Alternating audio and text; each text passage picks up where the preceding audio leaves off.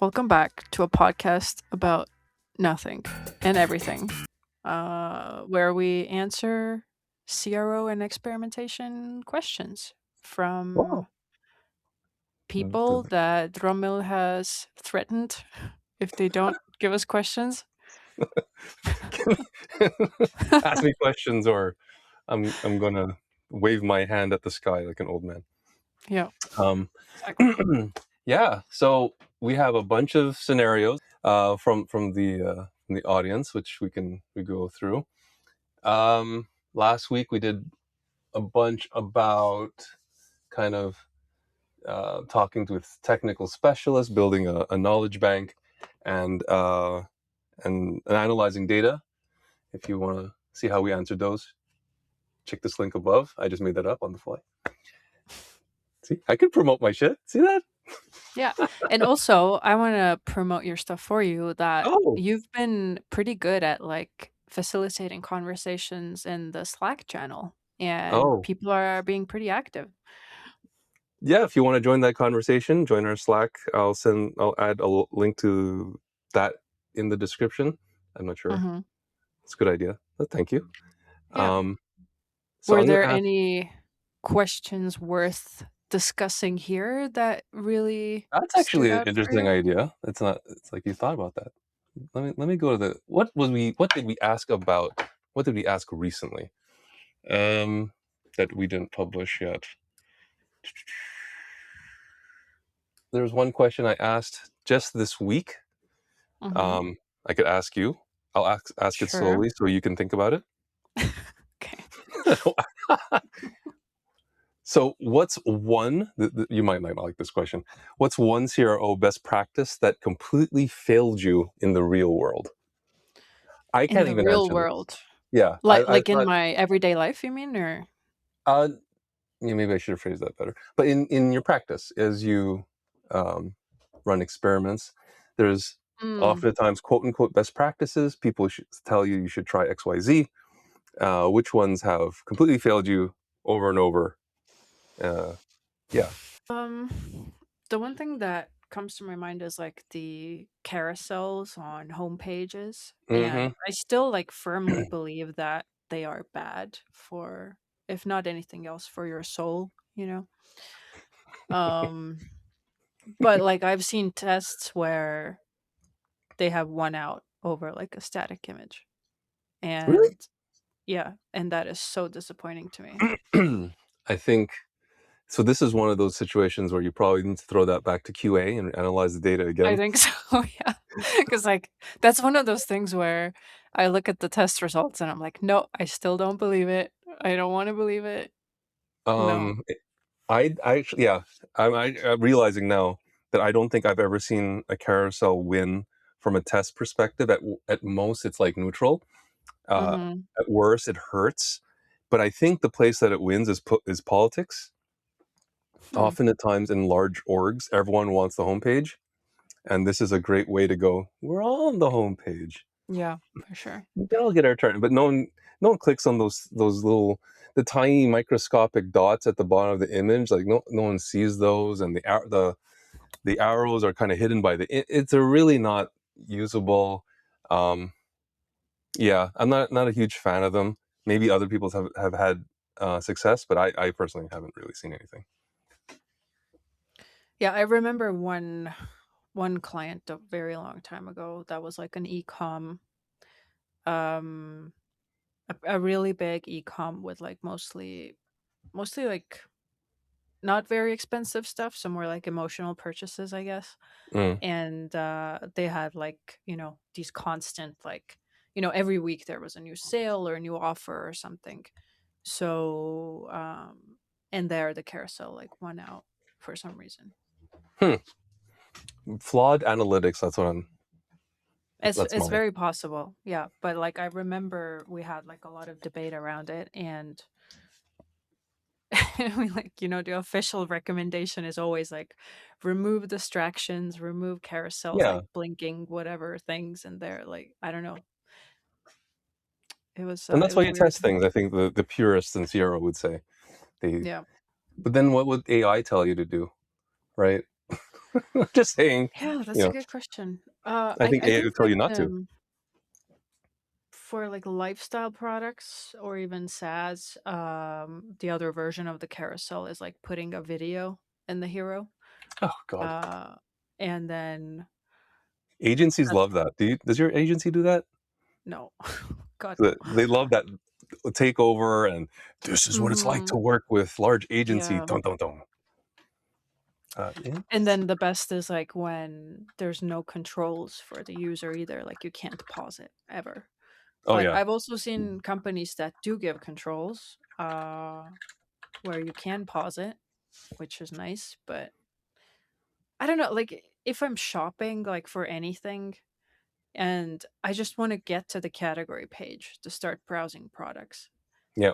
um, I don't know in what scenario am I interested in ever sitting on the homepage and looking at, like, a blinking offer or, like, a video that moves, super fast. Like, I don't know, like, what is the logic behind that other It's than that, just "Oh, like, those who it's love just your brand. brand," you know? Yeah, it's your brand and you're just looking to, "I wanna buy something today. Mhm. I'm not sure what, but I know it's gonna be from this company." I don't know, yeah. I'm looking at the, ChatGPT because that's what I tend to Mhm. do. It says the results are mixed. It can work, um, but they tend to perform poorly when they auto-rotate. They're large, but they can work on e-commerce merchandising, Mhm. apparently. Actually, you kind do you see that in Netflix? Netflix does it, What? rotating carousels. It's so I annoying, though. But that's kinda like the situation where I know I'm gonna do something on Netflix, but I don't know what. It's really, I'm gonna do a thing, I'm gonna buy a thing, but I don't know what situation where a carousel is useful.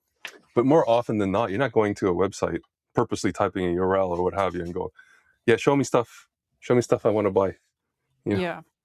So I guess maybe it's, like, a different type of consumer who, like, yeah, doesn't have a clear objective of what they want, and they but, have like, they disposable income that just, "Let me buy but a they thing." know that I want something specifically from this brand, but Yes, I I don't love know this what it brand. is. And, like, I can't even recall ever coming across anything like that in any, like, qualitative research that I've done for any brand or anything like that. I had money to spend, and the site did nothing to get me to buy something. Yeah, Yeah. or, like, I came to this site because, like, I wanted to buy something, but I don't know what. Yeah, 0 Okay, out of 10. like, Would not if recommend. if you are one of those consumers, please comment below what your mindset is so we can study you. And I'm gonna share you some link where you could send me some money. Um, Yeah. let me go back to, let's see, other questions here. Um, oh, wow, well, this is a long thread. What was this question?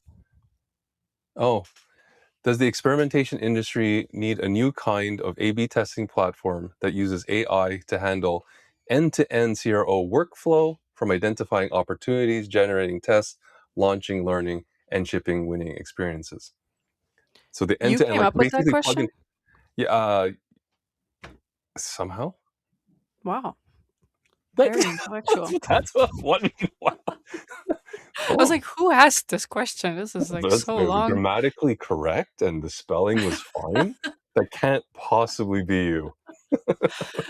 Oh. I think, someone launched a product that basically is a plug and play, Mhm. CRO tool. I don't remember who, and I went, "Huh, is this useful for the industry?" And then I wrote a bunch of things into ChatGPT and asked it to write a sentence for me. I think that's how that Mm. ended up being Okay. so spell checked. Okay. But the question, the theme still holds. Where do we really need a tool like this? Really would have replaced most of CRO, right? Mhm. Is there space for this? Is there use for this? As someone that runs an agency, I'm very curious what your thoughts. And I can predict you saying, "No, that's stupid." But let's see. Um, I don't know, like, it's kind of interesting, yeah, because so far, I haven't seen, like, any of the A/B testing tools have, like, I think they are all, like, sort of implementing AI capabilities, but, Yeah, like, if I had to, like, right now off the top of my head articulate what they do or what they are or how they benefit me as an experimenter, I'm having a lot of trouble, like, coming up yeah, with anything, you know? So yeah. it's like, I don't know what the value of this would be, like, probably there would be some if but, like, yeah, I'm having a hard time, like, even imagining, like, how that would fit into, like, the current processes or whatever. I I think it'd be useful for folks who are not really invested in it, but just Mhm, wanna do it. Like, they don't have the ideation, they're not really close to the data, they want it done, but they don't wanna invest too much into people or what have you. I could see that where a company just wants to check the box off. mhm, It's kind of not exactly the way you'd want to do this, because how mhm, much do you trust the machine? Uh, yeah, I don't know. I could see it working in some cases, but how far can it go? Like, I find so far AI is really good at interpolation, not so good at extrapolation. I almost forgot that mhm. word. There's, like, Um, a really, really long answer here by Ezek Ezekiel Ezekiel. oh my god, I can't say that name, I'm so sorry. And he makes, like, some pretty good points here, I think. I think his point is that, like, yeah, all these tools will have, like, AI in it, and they'll start suggesting, like, the same thing, so what's the value then? Yeah, I think context is still missing. There's always this context and nuance that someone who works there or an agency with experience could pick up on. I have a lot of Mhm. trust issues with that it would understand the subtleties of certain areas. So yeah, that's kind of hand wavy answer there, but I still I guess I don't trust it. I feel like the Terminator is going to come around. Seems like the general consensus to answering this question is, a no. Some people are very passionate about the no. Some people think that Mhm, there's use to it. My stance is like there's probably use to it, but you got to watch this thing. I wouldn't let this operate in a silo because who knows where it's going to go, what's going to optimize, and eventually, okay, we we experimenters get things wrong. I mhm, assume that this system will also get things wrong. When things go wrong, we get blamed and we have to fix it. When that goes wrong, we may not be able to fix it. I don't know what it will have productionalized, pushed to like you're gonna have to go back through all the history to figure out what it did and try to untangle it. And that I worry about because I've tried to build things with AI on my own, and I'm not the best developer at all, and it took me a while to figure out what it changed because it kind of forgets what it does a lot. These AI models don't have the longest memory. Like if you go back several days or operations, it may forget its original instruction somehow. mhm. Um, so it might lose the plot and start optimizing something strange. So yeah, I'd watch it Yeah, closely.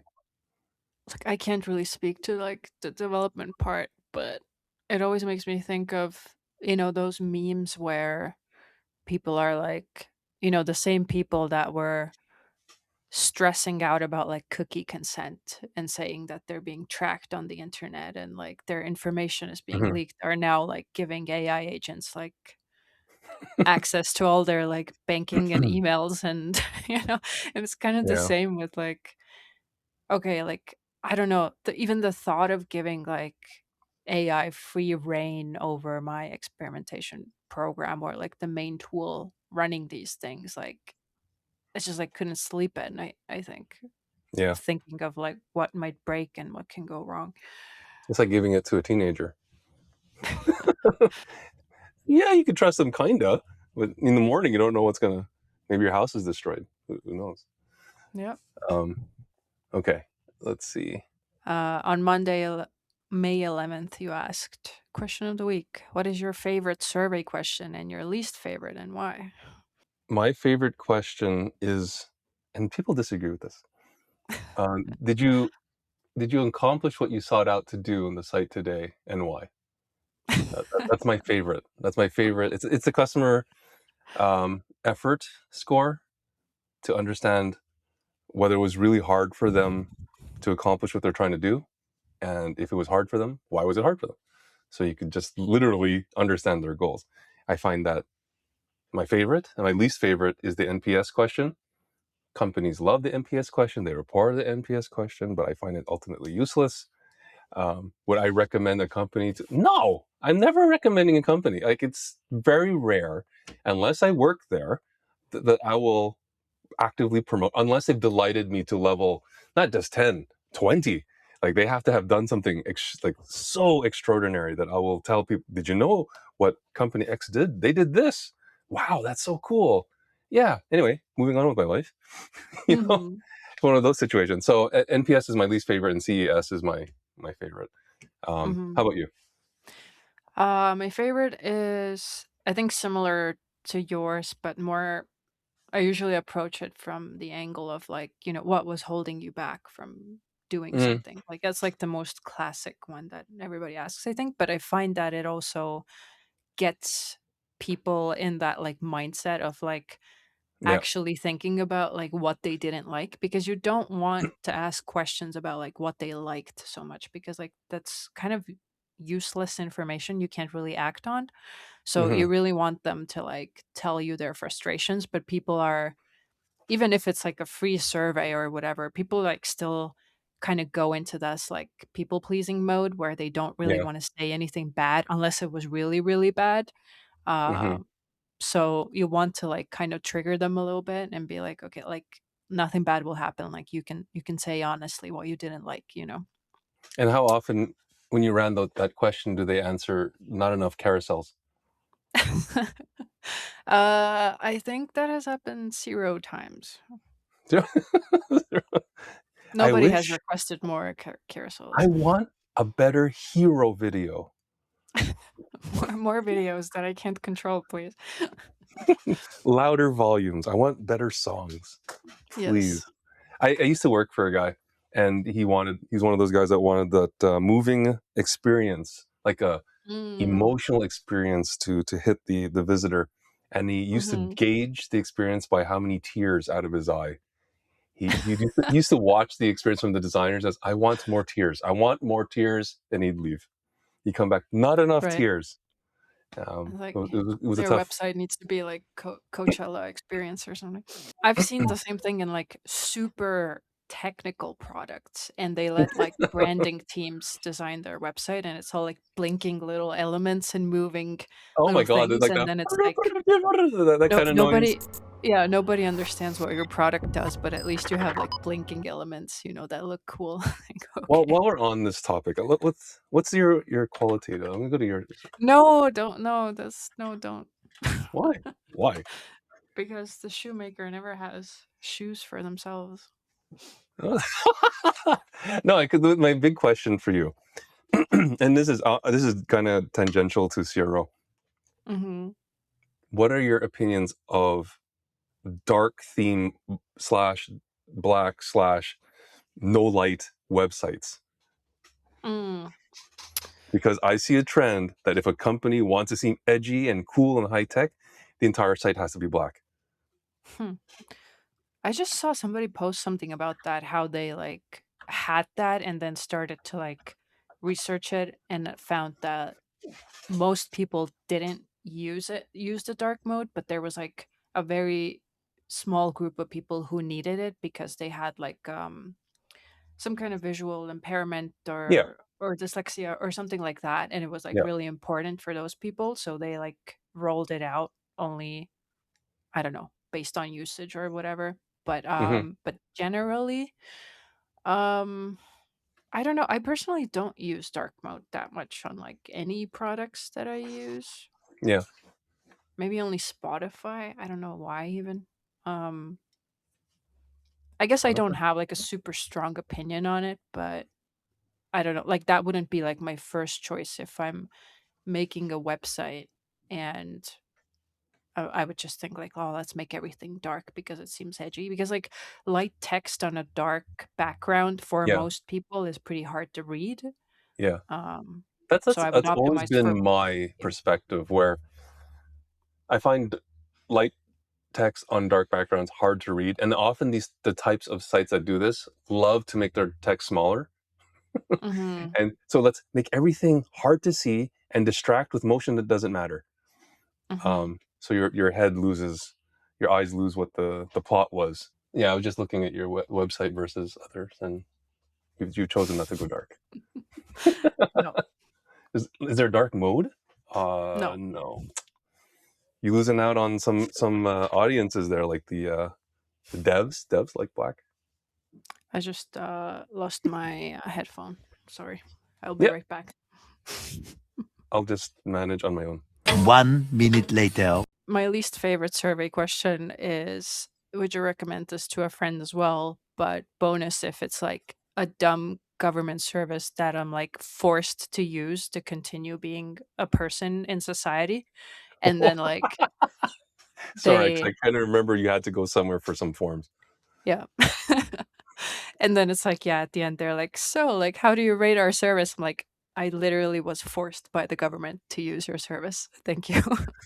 I think there's time for one more. Somebody asked here about like synthetic users. Oh, I remember I that one. don't I don't know if we've What are touched your on that. thoughts on that? What are your thoughts on using synthetic users on surveys and A/B tests, i.e., you're not running it on real users, you're running it on AI kind of type users, simulations. I don't know. It's kind of like if you really don't have anything else to like work off of, then maybe could like Hmm. give you some kind of inspiration or ideas, but it's like it's synthetic, it's fake data. It's not like you can Yeah, just say that, it's real or it can I don't know. I guess my general sentiment is like against, but like I yeah. guess in some situations it depends if like you really can't do anything else. I, I actually see very few reasons to do that. The only some of them that I see are, um, I think, to catch the things that you screwed up. Mhm. Um, like maybe it'll identify something you didn't think about, some egregiously bad thing. It might go, oh, I didn't think users would do XYZ. Maybe that's a use case to take care of. So I think it's good to spot that kind of thing. Otherwise, I agree with Mhm. you. There's what value is there? Just go 100% with your experience and see what happens. Like at least that's real Mhm. data with real people. Um, my response in here. I don't remember the exact way I phrased it, but I used to work on flight simulators, and you don't like it's just still a simulation. you know, Mhm. you want that pilot to get some hours in the simulator, but they still need to fly the actual plane, Yeah. because that's how you really know if they're good. Um, Mhm. But so this question has like 40 replies on the Slack thread. So people obviously have like strong opinions about it. But yeah, there's a pretty good point here by Eddie. Oh my god, I can't I can't pronounce anybody's name. I'm so sorry. Aguilar, I think it's Aguilar. Anyway, yes, But yeah, his Eddie, point is that like yeah, the bots follow like a specific program, right? Like when they make decisions, like humans don't. Like humans are so irrational, especially when like buying things, which usually exactly, has like emotional underlying connotations and like reasons. Like you can justify to yourself, like, yeah, I bought this car because like I need it or whatever to commute to work and stuff, but actually you bought it because you like the color or because it's better than your exactly. neighbor's car or whatever, right?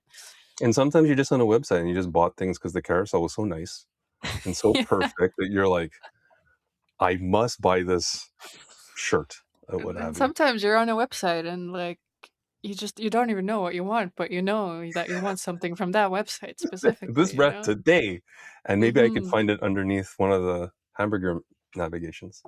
Mhm. Um, Yeah, and it's so Ginny Forshaw is the person who asked this question, and then she writes here as well that like that she's trying to understand if anybody actually does this, or is this like something that is getting overhyped right now and just like People talked are about. selling it. They're selling it and they're pushing it. At least that's the what I feel from people sharing the links with me. Um, Mhm. I didn't actually go out and quantify and audit anything. So I think there's companies that are trying to sell this service because they can. I don't know who'd actually buy it.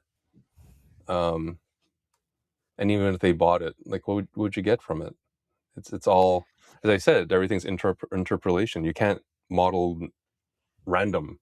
Well, yes, you can Mhm. model random, but the illogical way that humans make decisions is a little trickier.